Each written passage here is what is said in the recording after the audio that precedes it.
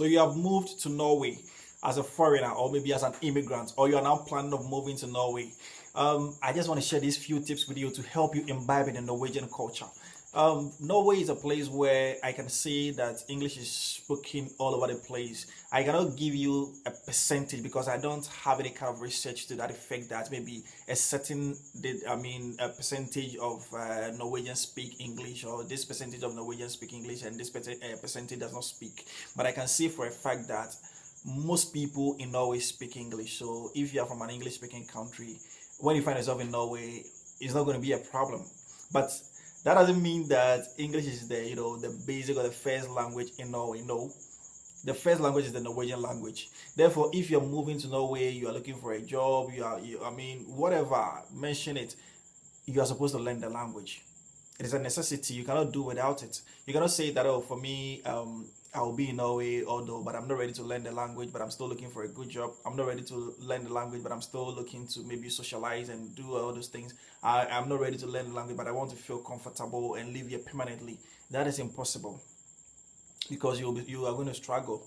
So the point is that if you find yourself in Norway, irrespective of your status, so far as you are in Norway legally and you are going to stay for some time, please do your best to learn the language because it's going to help you. If you're looking for a job that will pay you so well, like I said, learning the language is a necessity, because if you even go for a job interview and maybe you are trying to speak the Norwegian language a bit, even though you're not that perfect, at least the employers will find, they will see that or maybe you are trying, so it also gives you a certain kind of mileage. But if maybe you go to an interview and you don't have any kind of Norwegian, I'm talking about like the language experience, you don't have you know nothing about the language at all, possibility of you losing that kind of position or job is very, very high to maybe someone who can speak the language very well. So the language is a necessity if you find yourself in Norway. That's point number one. Number two, try to connect with people from your home country, or try to connect with associations from wherever you are. So if you're from Africa, you are from Asia, you are from Europe, America, wherever.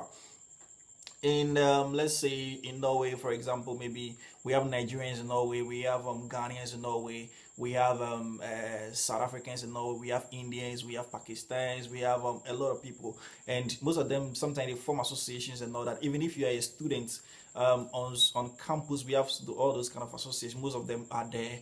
At times, even if you don't get maybe an association from your home country, for example, let's say maybe Ghanaians in Norway or maybe Nigerians in Norway, you can even get African Union or African Students Association and all those things, depending on the school where you are. Try to join them, because when you join them, it will help you connect. You will meet people who have experience in Norway. You will meet people who maybe they've been there for a very long time, so they can, when they tell you that this and this and this, how the system works in Norway and all those things, they share experiences with you, and those kind of people too can at least connect you to certain places and all that. Sometimes most people think that whom you know is an African thing. To me, I disagree, because I think it is everywhere.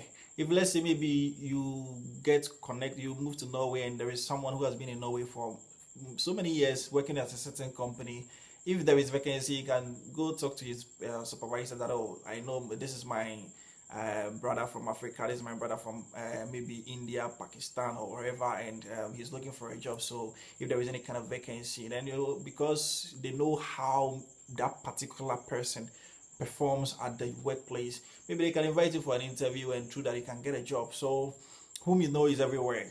So if you find yourself in Norway, try to connect, or maybe get in touch with people from your home country, from your area, from your continent, or something like that, because it's going to help you yourself. And then number three too is Norway is very, very expensive. That's one thing you're supposed to know. And everything is expensive. Food, all those things are expensive. So rent is something which is going to cost you a lot. But there are some times that you can share maybe an apartment with someone. So you're supposed to determine that yourself, that can you pay for the rent, or you can maybe you are ready to share with somebody else. So if you're ready to share with somebody else, there are some, even if you're renting, if you're looking for an apartment to rent or to even share with someone else, there are some sites or websites that you can visit to look for someone to share an apartment with, and you can get one. So let's say maybe if the amount you're supposed to pay 1,700 euros for an apartment, but you cannot afford it alone. maybe you can share with someone so that you divide the money into two, then he will pay half or something like that. You just divide it into two. So when you are looking for such opportunity, you can go to fin.com, fin. I'm going to link it down so that in case you're looking for that, this thing, you can just click on the link in the description so that you can check it out. So you can go for, you can check fin.com. You can also check Hybel. That one is also this is a website that you can check if maybe there is someone looking for a roommate, or there is an apartment someone wants you to want a partner to share, so that they pay or divide the amount into two or something like that. So if you're looking for an apartment to rent for yourself in Norway too, you can also check it out. So I'm going to link in the description below. And aside that, you can even maybe use social media too as well, because social media is very powerful. Instagram, Twitter, Facebook, and all those places. You can just search maybe Norwegians, an apartment in Norway, or someone looking for apartments to, let's say maybe someone looking for a roommate or something like that. You can just put it on social media, and maybe by all means too, someone can just get connected. Or we have those kind of group, most of them, some groups in Facebook and other places too.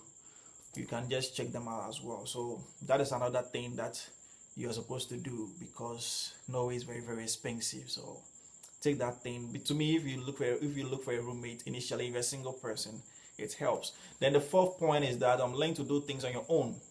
Then learn to do things on your own. So try to learn how to cook, how to sew, how to repair some basic things and all those things, because all these kind of services are very, very expensive.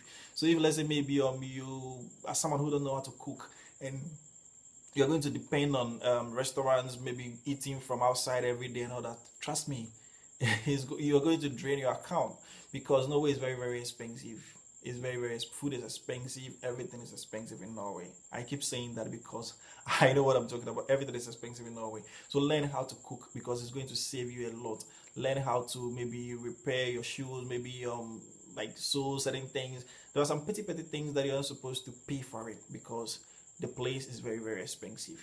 Then the last but not the least is be prepared to reduce your parties and all that, because Norway is another place where, though there are times, or there are places where you can go party and all those things, but compared to other parts of the world, Norway is not a place where you can really party like that. And if you're someone who loves alcohol, loves to drink and all those things, they have some kind of regulations when it comes to alcohol and all those things. So loneliness too at times, because most of them, it takes a time. They want to know you more before they decide whether you can be a friend or something like that. Depending on the place where you stay and all those things, it comes to play. But that is how it is. So if you're the party type, you're someone who always want to step out, always want to do this, always want people around you, that kind of person, then try to reorient your way of thinking and your way of life, so that at least you will adjust to the situation in Norway. So these are the few things I want to share with you. And